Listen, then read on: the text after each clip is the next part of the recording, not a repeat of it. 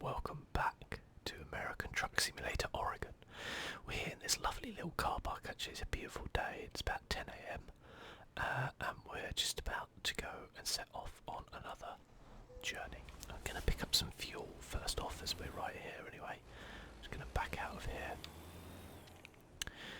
And got a couple of things to just chat about, I guess, today. As we kind of go through, the normal stuff that I do, just ramble as we do some jobs on American Truck Sim. Been enjoying this a lot. It's a nice change from Euro Truck Sim. Keeps it fresh, even though essentially it's the same game. But don't tell anyone that. Okay. Thank you. Okay, so let's find out what job we want and where we want to go to. So, I guess actually we want the freight market, and we are in Klamath Falls, and we want to go somewhere in Oregon. We've been to Bend already. Okay, so the only job we can kind of take would be to Coos Bay again, which is a little bit. Why is that the quickest way? Is there not a quicker way? It's weird. What if in Oregon is there a better job here? Or what we might do actually is go just to take the little short one to Bend, or was it? Yeah, back to Bend and then try and go from there. So let's take that little job up as we go. And yeah, as always, I hope you guys are doing very well on here. By the time this goes up, I would have been playing Red Dead Redemption 2, and that is very exciting. Considering how long we've waited for that game. No one coming, is there? No, we're alright. Yeah, that's pretty exciting. I'm really looking forward to that. As I record this, it's the Wednesday evening. It's about 11:30 in the evening, so it's kind of dark where I am, although not in the game. And I thought I'd just record this before I go to bed. Help me just, I guess, unwind and relax before going to bed. Got a long day tomorrow. Long day of recording and do all that kind of stuff. It's odd at the minute because there's so many games coming out. And games I didn't even think about. I've got games which I want to play, but I just don't have time to play. I've got the Spider-Man DLC, which I'm playing through. I've got Assassin's Creed Odyssey, which I think will just be there forever because that game is huge. We've got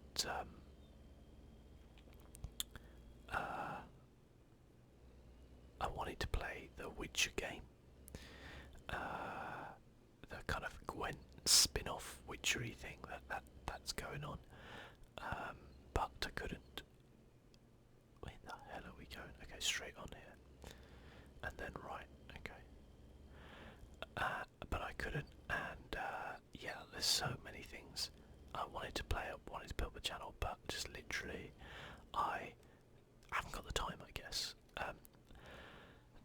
And it's almost a bit overwhelming, which is such a weird thing to say because the video games are there for enjoyment and stuff like that. But I guess one of the problems, like if you have a channel, YouTube channel, yeah, you want it to be successful, don't you? Obviously, that makes sense. So if there's games you want to play and there's more than one, but you don't have time to play them all, you got to make a choice. You got to base that choice on a few different things. You got to base it on what you personally want to play. So if there's one game you're like, well, I really want to play this, so then I'll play it. But if there's multiple games I'm like, I really want to play this, then I have to kind of make a decision on what's going to be best for my channel, either in terms of diversity or in terms of viewership. What do the people want? And it's tough making those decisions, man. It's really tough,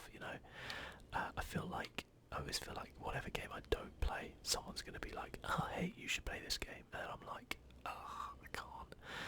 And there's some givens, as I said, I would be playing Red Dead and all that type of stuff, and I'll be playing Fallout 76 and looking forward to all of those.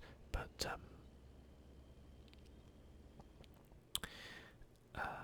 yeah, it's always like other games, I'm like, oh, I'd really love to have the time to play this, but I don't know. Maybe one day. Maybe one day. I think my dream would be, and I know this sounds really weird and really bad, but I think my dream would be able to go down to a job, maybe 3 days a week, and earn enough money off YouTube to supplement that income, because then you'd have the job security of a job.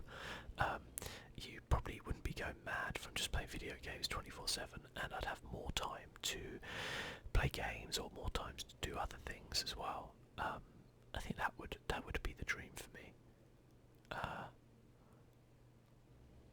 Let's take this job. Oh, I love the wood panel car. I was reading on the BBC website today about that's the one we want. Trainers ready to proceed to the loading bay. Where the hell is the loading bay? Okay, right. This place is weird. I was reading about this new bridge they opened in China, as Donald Trump would say, and it's huge. It spans from mainland China to Hong Kong, I believe, and it's like a massive bridge. Like I think they said it was like maybe 10 times the length of the Golden Gate Bridge in San Francisco, which is like mental. And it also has got a little mini tunnel in the middle of it as well, to allow like boats and stuff like that to obviously cross it, which kind of makes sense. It's a good idea. But like, it's just huge, and I was like, man, I need that in like either Euro or American Truck Sim. Obviously, it wouldn't be in either because it's. Can we get out this way? It'd be awesome if we could. Oh, we flipping can. It's not even on the map. Look. Awesome. We're taking what looks like parts of houses. So that's nice. Okay, we're looking all clear. We are all clear. We are all clear and ready to go. Roger, roger, breaker, breaker. You actually get to see Oregon by day now, which is quite nice. It's beautiful though, I will say. It looks really stunning around here. Yeah, I was like, I need that in like a truck sim. I'd love to go across that bridge. I love to go across the one in Sweden. That's a classic American car, isn't it? Yeah, that'd be awesome. Anyway, the main kind of topic for conversation today for me is I wanted to chat about, or give my thoughts on, I guess, the recent documentary on Shane Dawson's channel about Jake Paul. Now, I've mentioned Jake Paul and Logan Paul on my truck sim videos before, and I'm not fans of either of them. But I will say that this, what was it, 6 or 7 part documentary was absolutely fascinating, and it was fascinating on multiple levels. It was fascinating as just a thing to watch. It was fascinating to get into the kind of mindset of behind the persona, or behind the character, and it was fascinating to see people's reaction to it as well, which is probably the most fascinating thing, and the thing which I found most interesting. Oh my god, I didn't realise we've got like a 3 or a double trucker. Cool, okay. I did not realise that. I wasn't even looking properly. There we go. Stop signs, I guess you have to stop, don't you? Oh, looks like there's been some sort of incident over there. I know I've got my lights on. It's a beautiful day out here in Oregon. This is like Red Dead country here a little bit, isn't it? Yeah, so to give my thoughts, I guess, on the series, if you're in any way inclined, I thought it was a really interesting series.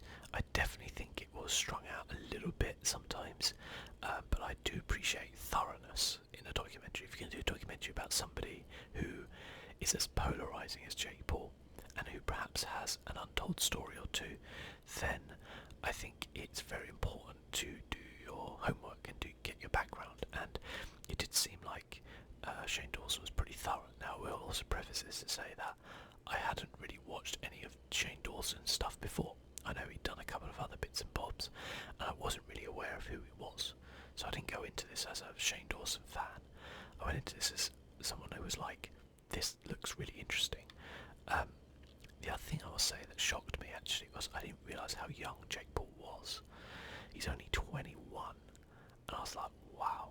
Like, I have a lot of respect for him from a business point of view before this. I have more now, but I did before because I was like, whatever you want to say, whatever you think, him and his brother as well have built up their empire, if you like, from nothing. Like, as they said, they didn't start out with a small loan of $1 million like some people. They started out with a camcorder recording videos, and went on to great success, monetarily, especially so, and they have successfully kind of monetized themselves and their brand, if you like, to an extent I don't think many people have actually ever seen before. They've taken it to another level, and by doing so they've upset a lot of people. By doing so they've made a lot of mistakes, and they've polarised a lot of people because of it. I think this was a very interesting documentary. Very, very interesting. It started out on a weird kind of thing, and I spoke about this before, about the whole sociopath kind of thing. Is Jake Paul a sociopath? Finding out what they do, who they are, and I was pretty certain from the beginning that that was not going to be the case, because I was just thinking to myself, like, I don't think he would have got to where he was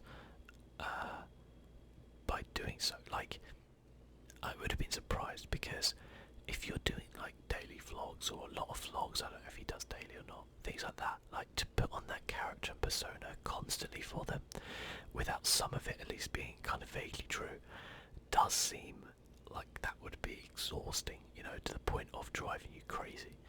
So I didn't really think that he was a sociopath, and I mean, I feel like people's perception of him and his brother are that they're monsters, that they are people who will, do anything for success, do anything for views, do anything for money. And again, I didn't think that to be true to a certain extent. I certainly think that they have broken through or crossed lines which shouldn't have been crossed multiple times. It's a lovely little town, isn't it? And made some terrible judgment errors, but I'd never really seen them like hurt anyone, or do anything that, like, whatever you think of like pranks and stuff like that, and like, Jake Paul came out in the series was like, yeah, they're all kind of like not fake, but they're all staged, if you like. And it's like, and I was thinking to myself, well, yeah, that of course they are.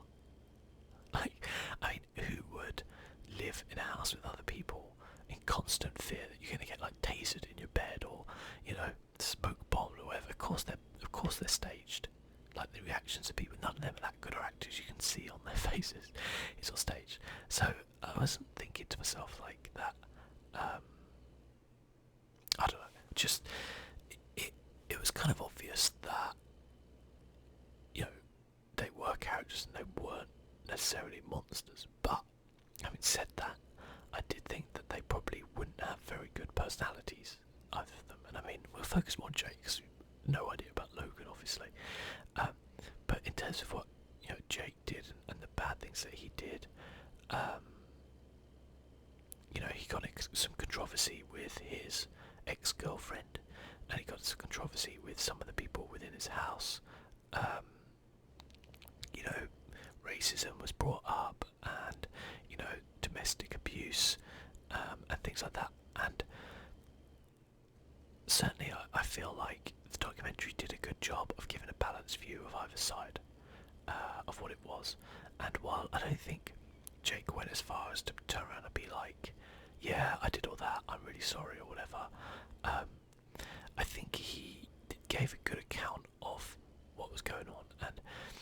was also quite a lot around his parents and the way they kind of act and treated, and the kind of mentality he had growing up, this kind of win at all costs kind of mentality, this competition he has with everyone, which just kind of instilled in him. And watching the documentary, piecing things together, you can be like, okay, I understand why this guy is like this. I don't have to necessarily like the person, and I don't have to necessarily come out of this suddenly a fan of his. But for me personally, I was like, I can come out of this going, okay, I understand a lot more why this guy is like he is, and perhaps it's not necessarily all his fault. We are, a lot of us, victims of our upbringing, for good reasons and bad reasons. And I thought it was just really interesting to kind of see that through him. It was interesting to see people's reactions, as each episode, and certainly towards the end, people out there who just very close-minded would be my kind of opinion on it. Like, the thing I don't get about some people is that human beings are incredibly complicated. We're complicated to the point that we still, even with modern technology, don't understand a lot of what goes on. We don't understand a lot of brain stuff. We're discovering new mental issues every single day, and modern life to some extent is breaking us, as people. Stresses, strains, everything like that is have an effect on, and people act and react and do things differently all the time. And what I find weird is that a lot of people were just like, no, he said racist things, or he was accused of doing racist things, or he treated his girlfriend badly, and therefore I'm always going to hate him. And there's no redemption, there's no possibility of him having made a mistake. I will just hate him. And I think to myself, that's very closed-minded. I'm not going to say that I agree with anything that J-Ball did or allegedly did or whatever, but I do find the thought of not allowing someone to redeem themselves because of something they did a strange concept. Like, there are many people who are out there have done far worse things, murder, rape, far worse people who have redeemed themselves, who have come out and lived better lives. And I'm not going to say necessarily actually use the word redeem, because there are heinous crimes which are indefensible, in every single way. But there are people out there who have done their best to try to make up for that, and live their life, and not in a way of, it's for show or anything like that, but genuinely because they're remorseful, they realise what they did, it was how wrong it was, and they want to try and make amends and live a better life to, do better from that. And I got no problem with that. Obviously, it doesn't mean people have to like you or anything like that. It doesn't mean people have to be able to see past the bad things you did. I can give an example of this in a way of something happened in my life, which is I worked with a guy for many years. I was his manager. He was my assistant manager, and we got on well. He was a really nice guy. We would socialise outside of work together. It was kind of within a group, not a group of us. And I'd worked for him for a while, knew him, and we had a good professional relationship as well. And one day, I get a phone call from my area manager saying that they'd caught him stealing. And I have a strong moral compass. I can't abide by people who do things that are wrong. Okay, I know it sounds strange because I'm talking about redemption and stuff like that, but it doesn't occur to me in my brain to do things like steal or treat people badly, knowingly treat people badly. And so that was on Amber. Stuff like that. It kind of makes me recoil to think about doing stuff like that. So for someone else to do it hurts, especially when someone does it, to you, who you trust. And a few weeks after that, he got sacked from work, and I didn't see him. And then there was a night out for someone's leaving do, I think it was, and I went along, and he was there. And I could tell there was a bit of tension. Obviously, I hadn't seen him since, whatever, and I just went up to him and gave him a hug. I was like, I don't agree with what you did, but I don't think it makes you a bad person. He obviously apologised and explained his situation, that he needed the money, and realised it was a wrong thing to do. Immediately had paid back the money that he had taken, and stuff like that. I'm not saying that it makes everything okay. It doesn't. But by the way, the company never pressed charges or anything like that. It wasn't like he was stealing hundreds of pounds. It was like £25 or something like that. But it's not something they would waste police time with. They just sacked him. And he did repay it in his disciplinary as well. So I guess that probably made them think, well, there's nothing we can really do here that would warrant any sort of criminal type thing. We're gonna have to let this guy go through, aren't we? God damn it.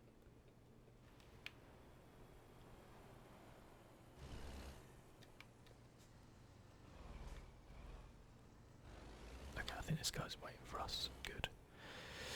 What is this, roadmen? Good God, man. What the hell are they doing? They got some IKEA furniture there. I don't even know what they're doing. We need to turn left up here, though. Anyway, as I said, the thought of doing things like stealing or doing stuff like that is, it doesn't cross my mind.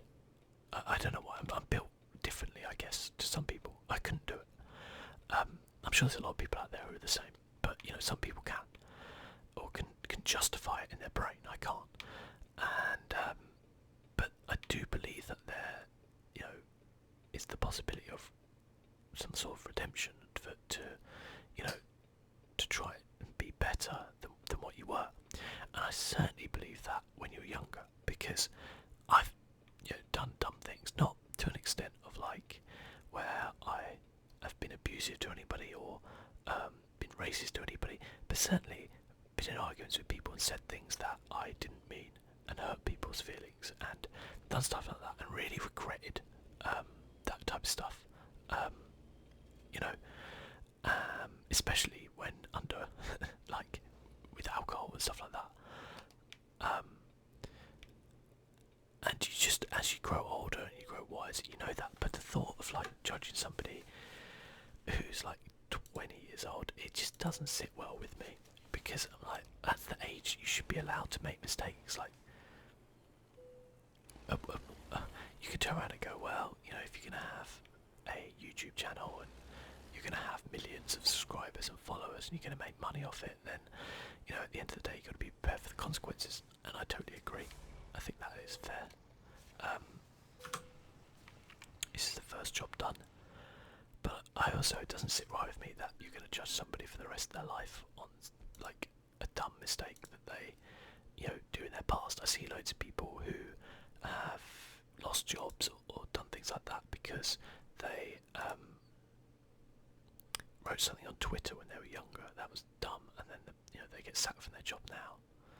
And it's it doesn't sit well with me. Awesome, Ontario. Wow, that's a 3 trifecta.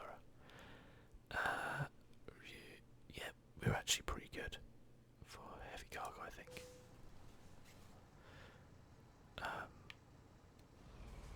It's gonna take us a while to get to the place as well. Hopefully the job's not gone. At least you didn't have to sleep or anything on that job because it was so short. So yeah, but I do find the people acting holier than thou and being all people who just attacking, I guess, Shane Dawson for even doing the documentary, which is just dumb. People being like, oh, you shouldn't give him a platform and stuff like that. The guy has a bigger platform than Shane Dawson. He's not gonna suddenly become an overnight success because Shane's done this documentary on him or anything like that. It's he already is a success, in YouTube terms. So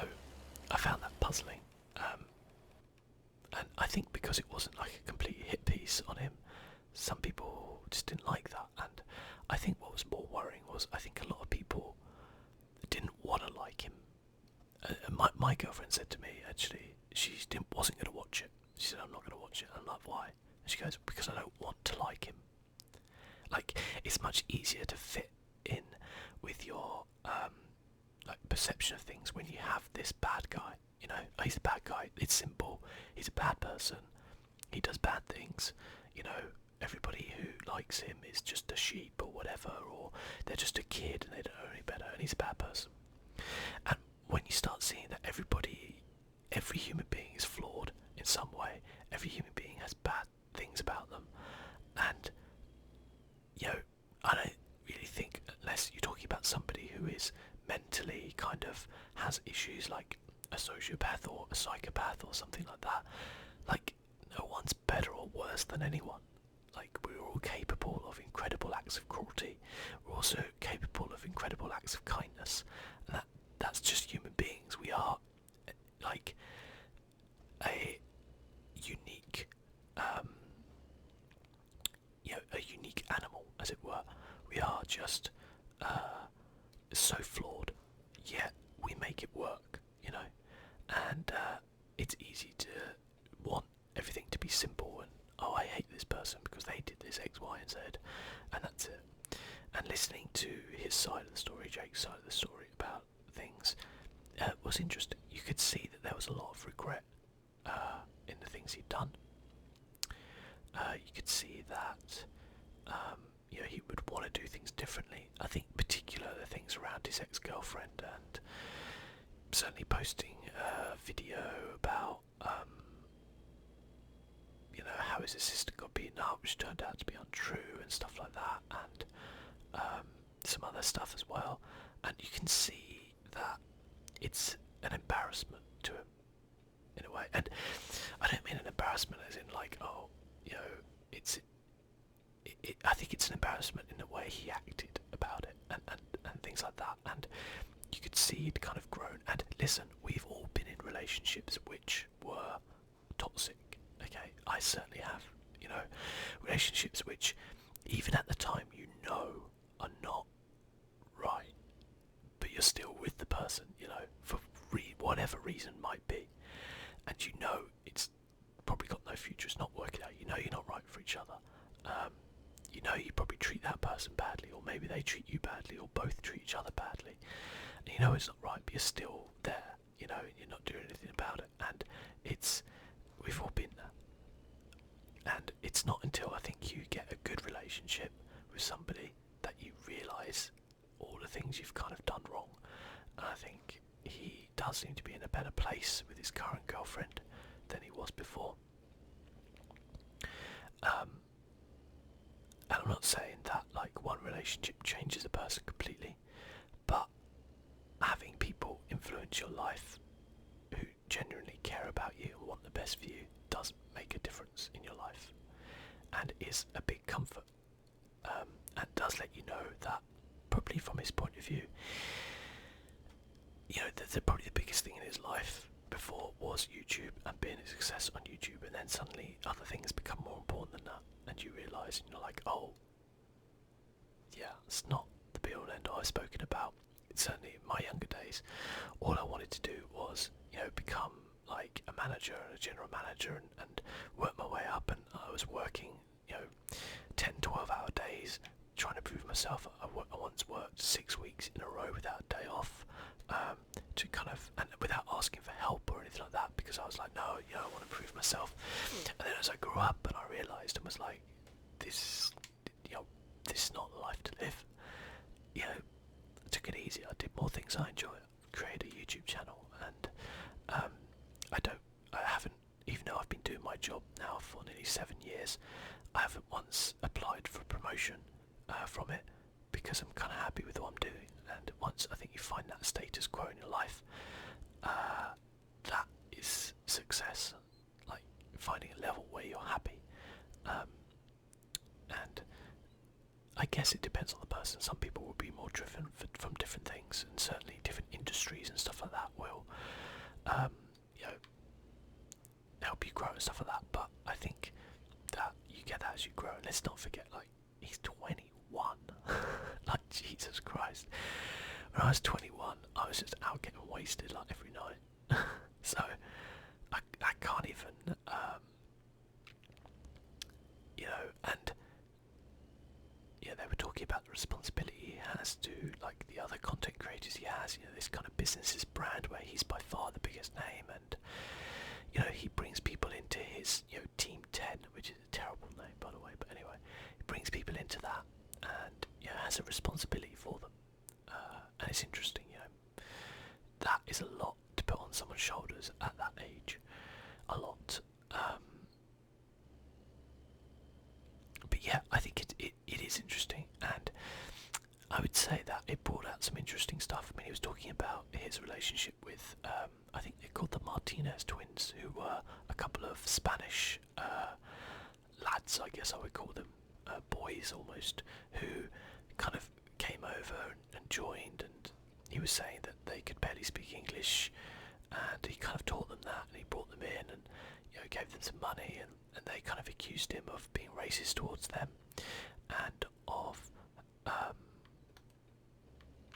bullying them, taking their money, that kind of thing, and he said that hurt him and stuff like that, but he was saying that he didn't deny that he had kind of jokingly called them some racist things, but said that it was kind of like quote unquote like banter, as it were, a word I particularly hate. Banter. It's just banter. Banter is a way of like saying, oh, I can say whatever I want because it's like it's just a joke, bro. It's like no, you don't actually get to say whatever you want to people. Jesus Christ, this is going to be an interesting one, isn't it? It's like being able to say something terrible to someone, just put in a message, just putting lol at the end. Oh, it's okay because I put lol. It's like, no, it's not okay. You got to own what you do. And if you're in an environment, especially what is essentially a professional working environment with people, like you cannot use, holy shit, am I fucking going to get in here? You can't be seen, especially if you're the leader. You can't do things like that. And I think one of the things I would say was he didn't necessarily seem to kind of understand that. And again, he's 21. I'm not looking for him to be the moral, upstanding person here. He's going to make some mistakes, but it does seem to me that that's the sort of thing which could repeat itself because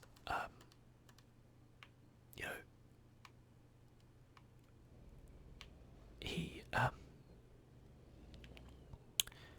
perhaps doesn't understand exactly what is. Oh my god.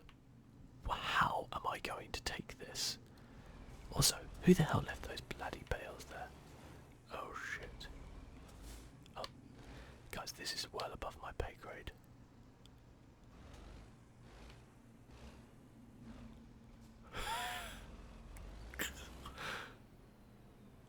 Oh, that's not going there.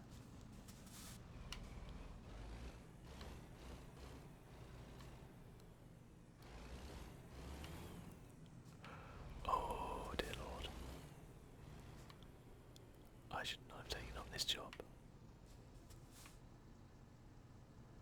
Oh boy.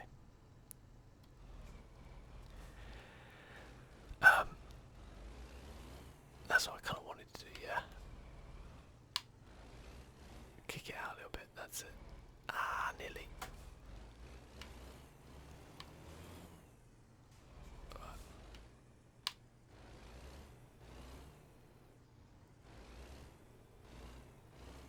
Okay, we did it, we did it, we did it, we did it, we did it, we did it. Holy crap. Okay. This is super tough. I've never driven something with this many trailers on it. This is ridiculous. This is ridiculous. I've got to just kind of think about where I'm going and what I'm doing, getting out of here. That's the tough bit. Oh my god, look at this corner I'm going to have to do up here. Okay. We're going to have to like go really wide, I think.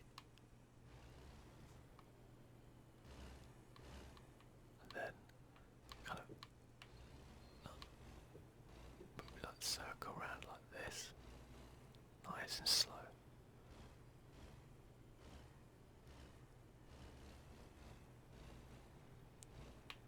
Is that okay? Yeah, no, we're doing alright actually. Guys, this is proper bad. Okay. Oh my god. I don't see Jake Paul do this. Okay. This is terrifying. Okay. Anyway. Oh my god, there's another truck coming.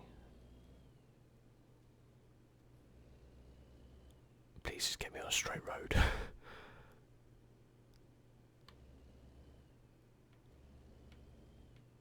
Okay. So I kind of need to take these quite wide.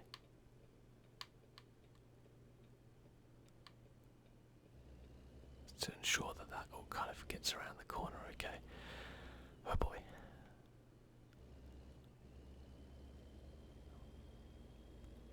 I don't even know. I won't even begin to know how people could drive this in real life. Kind of using that mirror as well, you see that? That's actually useful for once. Okay. Right, I think I'm going to be speeding with this.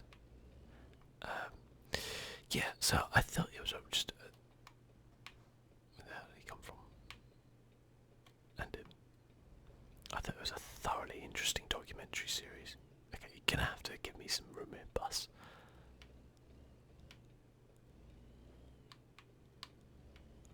Okay. Bus, do not hit my trailer.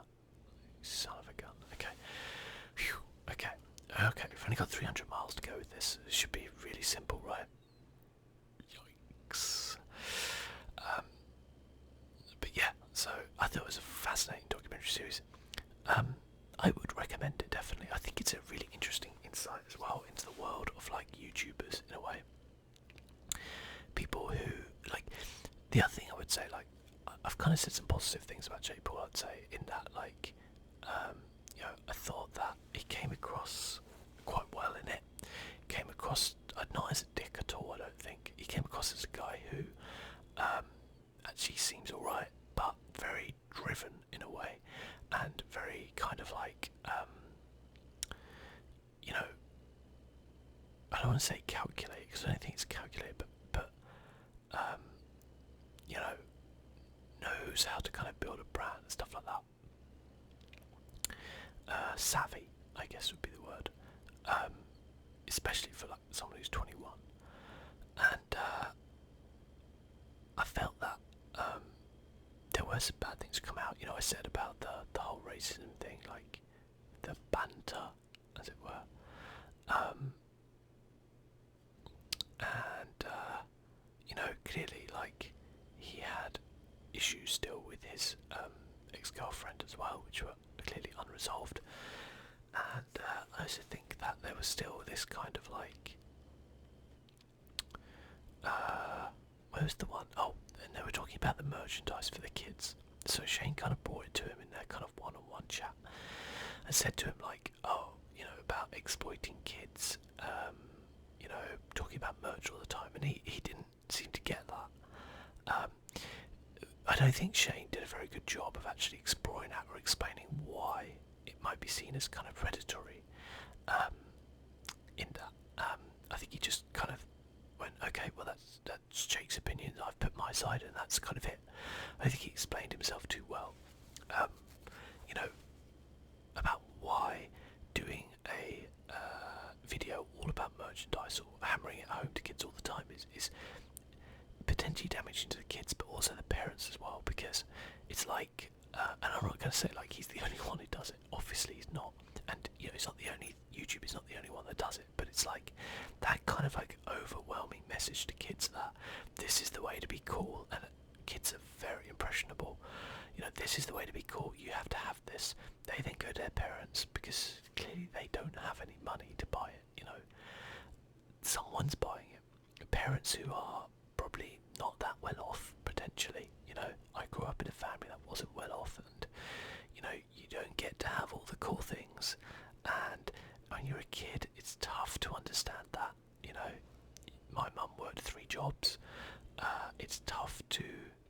kind of comprehend that as a kid. You know, I wasn't even a teenager, and it's tough when your friends have got all this kind of stuff and you haven't. Not to mention the fact that adverts, stuff like that, are showing how cool your life could be, or you're not one of the cool kids unless you have this stuff, like, and just drilling it home in you. That's really damaging, for kids and for their relationship with parents as well.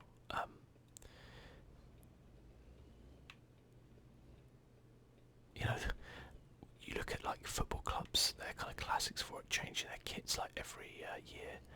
Um, you know, so that like kids, if they want to have the latest kit, they have to buy that one, and then it's not a good situation to be in, And I would say this, like, not just to kind of Jake Paul, but to all the people, like, if you like, a lot of the time the merchandise is prohibitively expensive. Like, if you really want to do something good, like, don't just have a sale every now and then on stuff you don't want.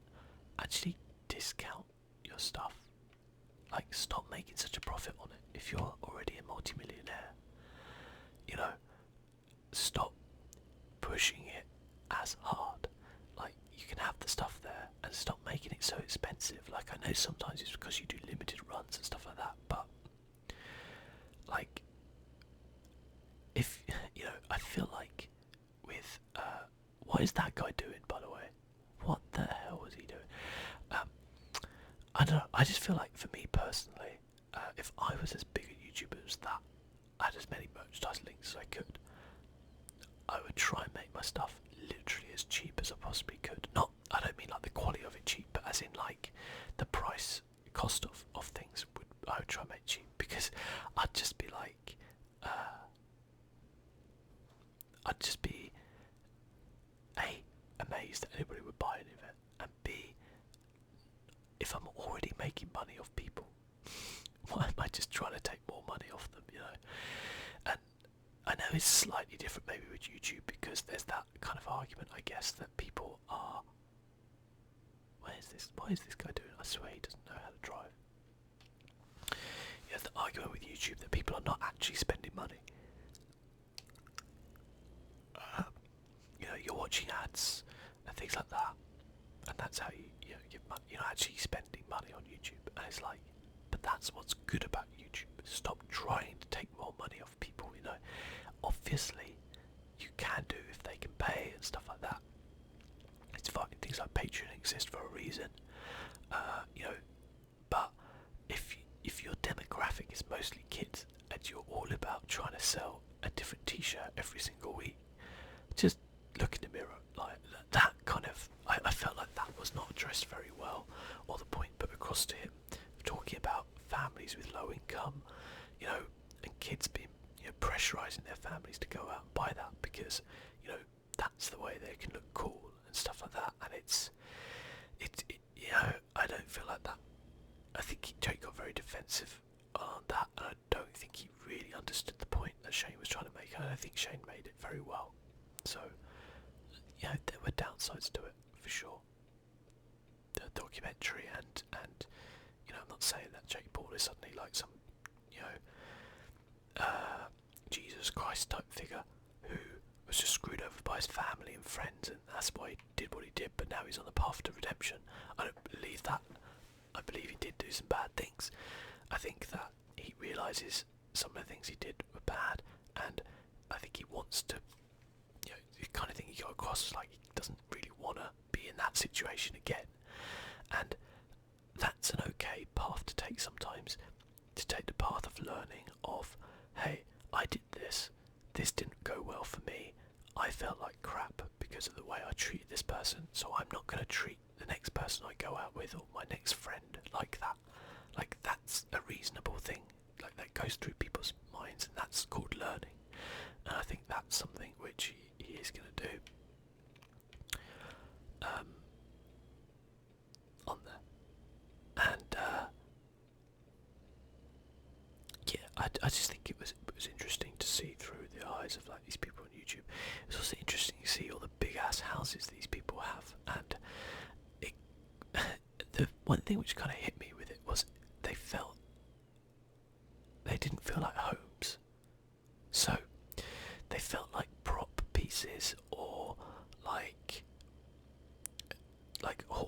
residence. You know, you get like a university, like dormitories and things like that. They felt like that. Like there was one bit where I think he was with Jake's ex-girlfriend. They were in her like big house, you know, which she shares with all these other content creators.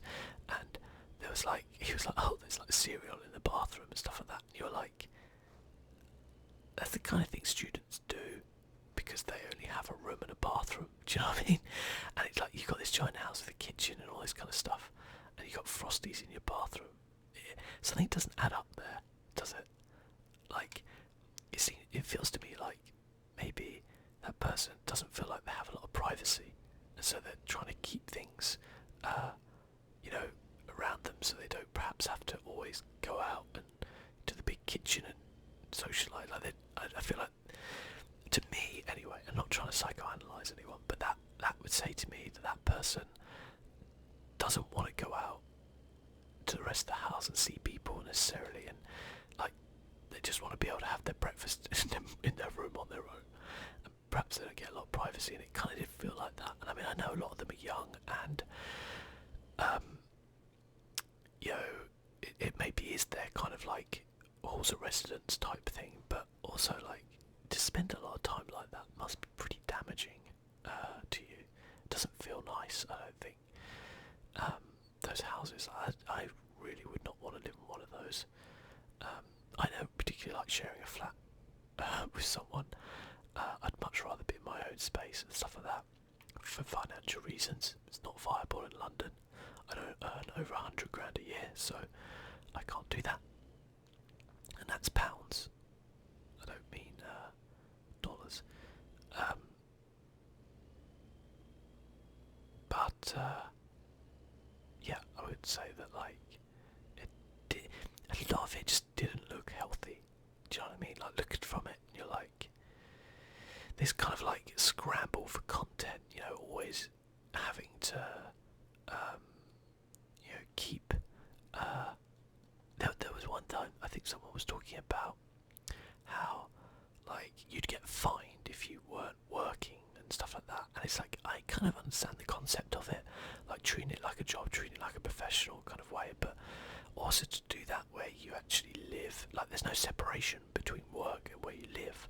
One of the things I actually like one of the things I always hate with school is like homework and stuff like that, because you're bringing school home. Like home is where the kids should be able to do, play and do, and like not feel the burden of like, I used to hate homework so much. It's like I want to do my learning at school. I liked school, but I want to do it at school. I don't want to then take it home and spend 2 hours at home doing things. And there is talk about people potentially getting rid of homework from education because of that. And I think that would be a really good idea personally. I always did my homework and stuff like that, but I hated doing it. And I like having a job that I can go to work, do my job, and then I can go home, and I don't really have to worry about stuff. It's another reason why I don't really want to get promoted, because sometimes when you get promoted you do have to worry about stuff when you're at home. This is awesome, isn't it? Look at this. Driving a 3-trailer truck across the Oregon kind of plains, I guess. Amazing. Yeah, I like that separation. And I don't feel like those kind of creators get that. It's always about creating, you know. I don't know, it could be wrong. They could have like set times to make videos, and then it's like, okay, now we're in the evening, you know, no one's doing any video making, but I don't feel like that would be the case at all. I don't feel like that would be the case. So yeah, it just feels a bit of a toxic environment to begin with, I think. I guess that thought always of, I have to improve, I have to get bigger, or else maybe I'll get kicked out of this house, or I have to keep making content, you know, even if I'm ill or whatever, because otherwise maybe I'll lose the house I live in, you know, and that must, you know, weigh down on people a little bit as well. I guess it's, you know, we all have to work for money at the end of the day, but like that kind of constant pressure, I don't think provides like a healthy environment for people. Again, that wasn't really picked up on, I don't think, by Shane or anything like that. So, you know, listen, I'm not trying to be like hard on Shane Dawson, because clearly he's not a professional documentary maker, is he? You he's not a professional journalist. He's a guy who is a large YouTuber alongside it, who wants to, get behind the scenes and stuff like that, and he's gonna learn as he goes along and get better as he does this stuff. And I'm sure, given the feedback from this and a lot of people kind of seeing another side to Jake Paul, like, I'm sure a lot of people will be, big YouTubers will be coming towards Shane Dawson and saying, hey, do you want to make a documentary on me? That would be cool. I'd like to see more behind the scenes of certain YouTubers, especially the ones we all love to hate, But yeah, I think it was interesting, and it was interesting for some of the kind of stuff that came up. A lot of people were hating on, like, Shane Dawson, accusing him of giving Jake an easy time, or because they came out of it as friends and stuff like that, and you could see as they were talking and stuff like that, they had very similar upbringings, similar backgrounds, and it's only reasonable that you would be friendly with a person like that, similar backgrounds, similar stresses in their life, similar jobs that they do, similar experiences. It kind of makes complete sense that you would be friendly with that person. Of course it would, So, I don't think that's kind of weird or staged or anything like that. And I mean, that's the other thing, like, a lot of people are accusing things of being staged or things like that, and again, like, who knows? I mean, I personally would be surprised if it was staged or kind of stuff like that. I mean, to a certain extent, all interviews are and stuff like that. You will always talk about stuff you want to talk about and stuff you don't want to talk about before the interview. For the person just to get a guideline and stuff like that. So there's always going to be that kind of stuff. Maybe there was some stuff which Jake didn't want to talk about on there. But all in all, I felt like it was quite an honest account of his life in YouTube, and like, I can see that some of the stresses that come with YouTube. My channel is small, it's tiny, okay, and it's not my job, it's a little bonus. I just enjoy doing it, but the stresses of the numbers and things like that, they're real for everyone. It doesn't bother me as much as it bothers some people, without a doubt. But that's kind of like, some people will, especially if it's your job. Like, I've spoken about YouTube before and said, like, I don't want to make it my full-time job because of the way it works. Even like Patreon. Even if it's like, okay, well, Patreon's a great success or whatever, and people are supporting you that way. Everyone could just pull out if they don't like something you do. I don't feel like there's necessarily as much creative freedom as some people think from doing this stuff, because especially with YouTube and like Patreon and stuff like that, if I decided to be like, you know what, guys, I've made nearly 2,000 videos on ASMR gaming, pretty much, I decided to just go into normal videos now, or I've decided to go into like the kind of like more mainstreamy ASMR stuff, tapping and things like that.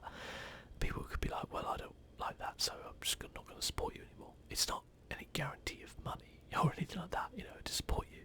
And so you always have that thing of like, it's like people who, they make a video and it goes viral and it does really well, and then they're like, shit, well, I just have to make loads of videos like that because this is what people like, and then they might do well, but then they might not be the videos you actually want to make, or not make on a regular basis. If I, for example, if I played Fortnite, I'm sure my views in those Fortnite videos would do very well, but I just don't enjoy playing Fortnite, so then I wouldn't enjoy making the videos, and then when it burns, it burns, and then I wouldn't be enjoying making videos, I wouldn't be enjoying my job. So if it was my job, Or even if it isn't, like, why would you ever do a hobby you just don't enjoy? Like, that's even worse than doing a bloody job. It's a job you can say, well, I need the money. But like a hobby that you just don't enjoy, like, what would be the point of that? So, yeah, the stresses are real for everyone, I think, in a way. They're just amplified for certain people, I guess, or certain genres, stuff like that. But yeah, it's interesting. It's interesting to watch. I highly recommend people watching it. Even if you are like, I can't stand Jake Paul. To be honest with you, he doesn't even appear until like the 5th episode, so you get a lot of just like talking about different things. And as I said, I think a lot of the stuff that they talk about, certainly the earlier episodes, it can apply to so many different things, not just YouTube, but other people you might know in life and stuff like that.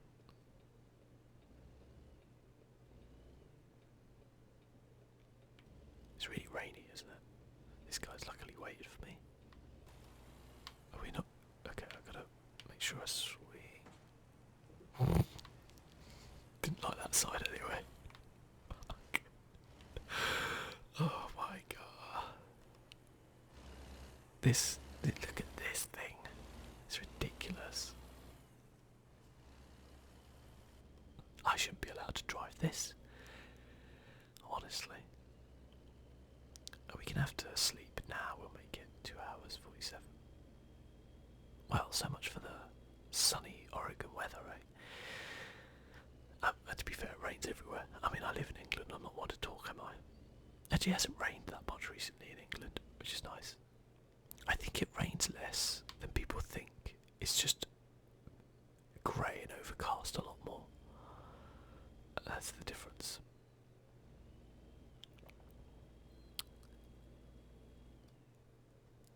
But I'll tell you something else as well, because if you're still watching this by now, then you're obviously either interested in what I have to say, or you've nearly fallen asleep. But anyway, so I was saying earlier about how Red Dead comes out in like 2 days. As I am recording this, it'll probably be out by the time this goes up, because I'll probably put this up like Saturday morning.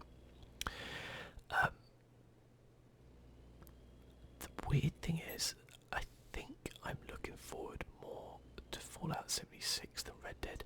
That's not to say I think Fallout 76 is going to be a better game. I think Red Dead will be a better game. Like, Bethesda have already kind of released a letter to fans saying, hey, this game might have a lot of bugs or a lot of problems on release, but kind of bear with us, which was a little bit ominous. But the reason why I'm looking forward to it is because it is something new from Bethesda, and I'm really interested to see their spin on the kind of like MMO world, if you like. It's not technically, I guess, an MMO in a way. I guess it kind of is and isn't. I'm just really interested to know what they've done, because they're clearly a massively talented studio. They make a lot of brilliant games. I'm super interested to see what they do. Whereas, like with Rockstar, it's like, well, we know what they do. Like, we know the games they make.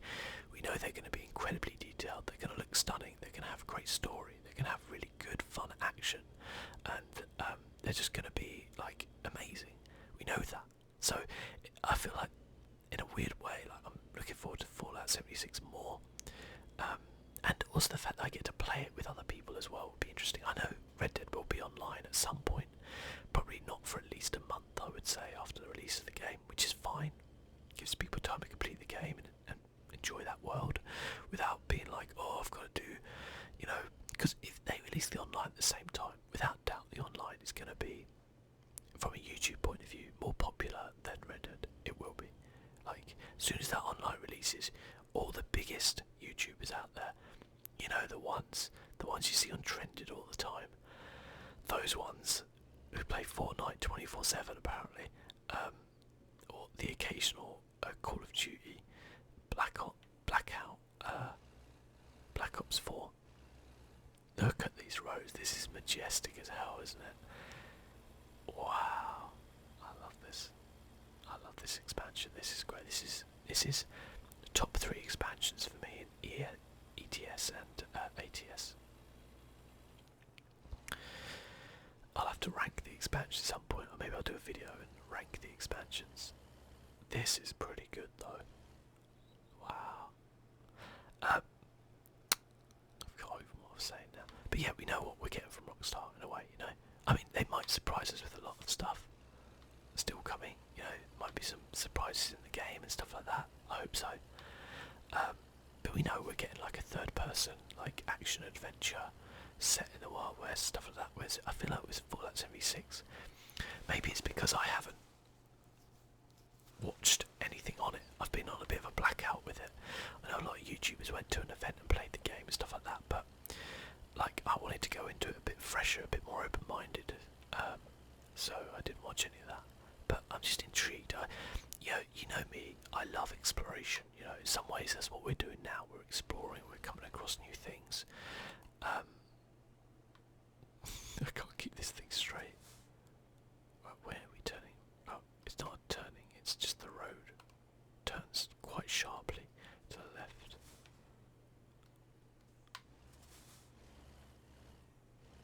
Okay, car, you did not want to be there.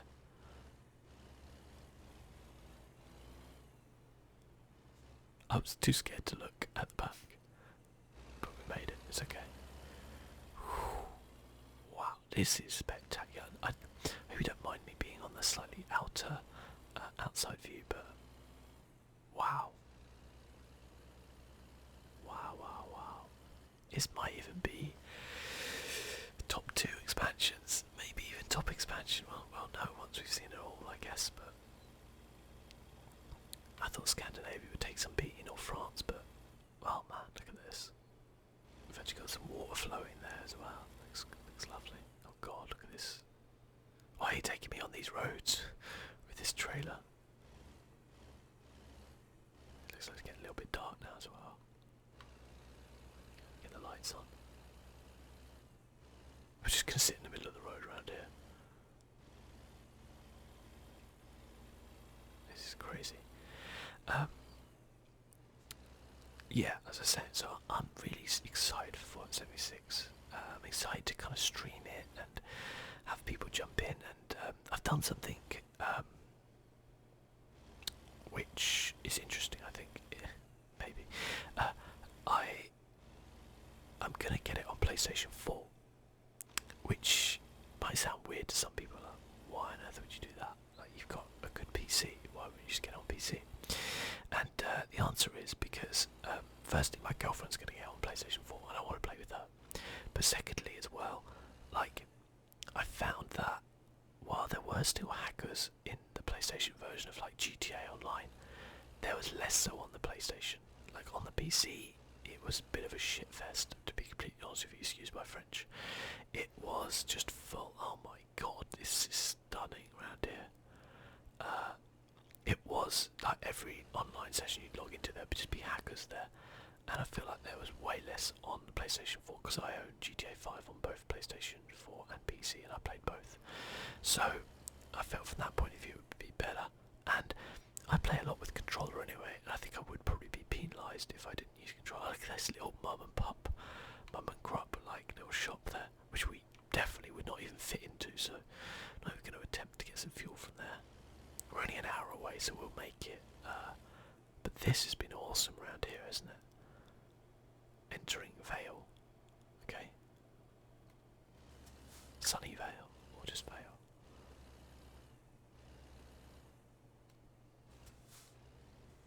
Oh wow, look at that. Like Radio Shock. Oh, I wonder what that's supposed to be. Oh my God, this place is cool. This has got to be my like coolest journey I think that I've done. Definitely, this is incredible.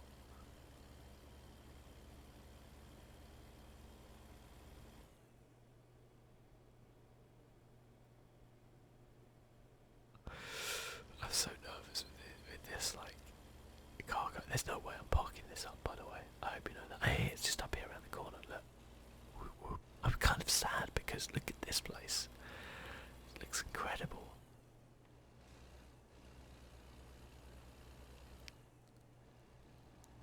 Looks incredible.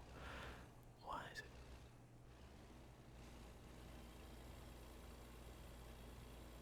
Yeah, there's no way I'm parking this thing. stub. Look at this. Oh my god, these like planes. It's very Red Dead, to be fair. Very Red Dead.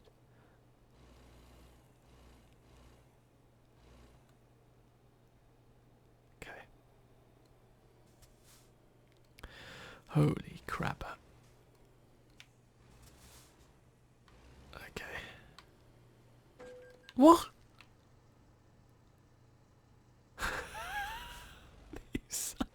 I was indicating.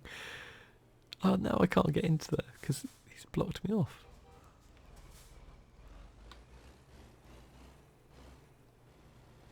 Okay. Okay, you go, buddy. You go. What are you beeping me for?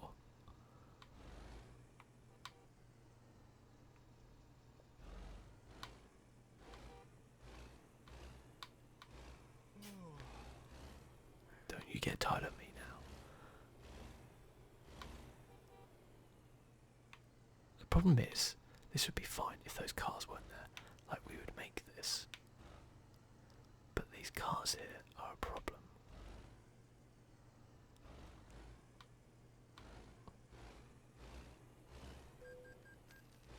Yep, I know, crash offence. Don't really have a choice. Because that car wouldn't move. Okay.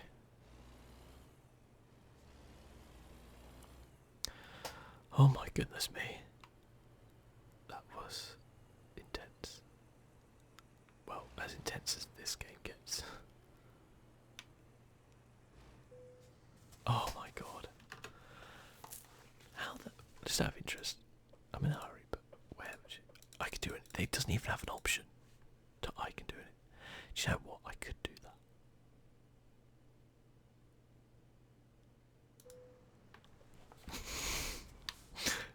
I can always just quit it if I don't want to, but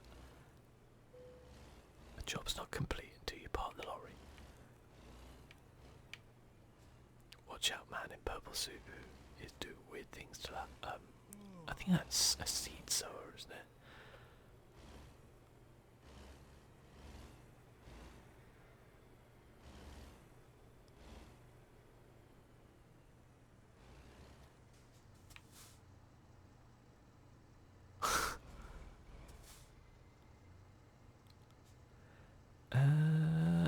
Yeah, we're just gonna skip it. From Bent to Ontario. Ah, we're so close to level 12. Cool. Okay. Next time we could go from Ontario to Salem. No, well, kind of could do that. Possibly just open up somewhere. We got Salem again with some cement. Different side of Salem. We go to back to Ontario. That would be that useful. Might have to go back to Salem and then we can get Pendleton there. Salem, we could get Eugene, Medford, Lakeview. Or what I might well do actually, to be fair. If I go back to Salem, probably do a Salem to New Mexico. Is there any Arizona? But we'd find something anyway. Whether it was like maybe like a Portland would be better. We'd have to go sleep anyway, so the jobs would. Yeah, there we go. Portland, Santa Fe type thing. That would be pretty cool. Going through the different states and seeing the differences there would be pretty cool. That'd be a long video. But anyway, till next time, guys. Thank you for watching. See you soon. Bye bye.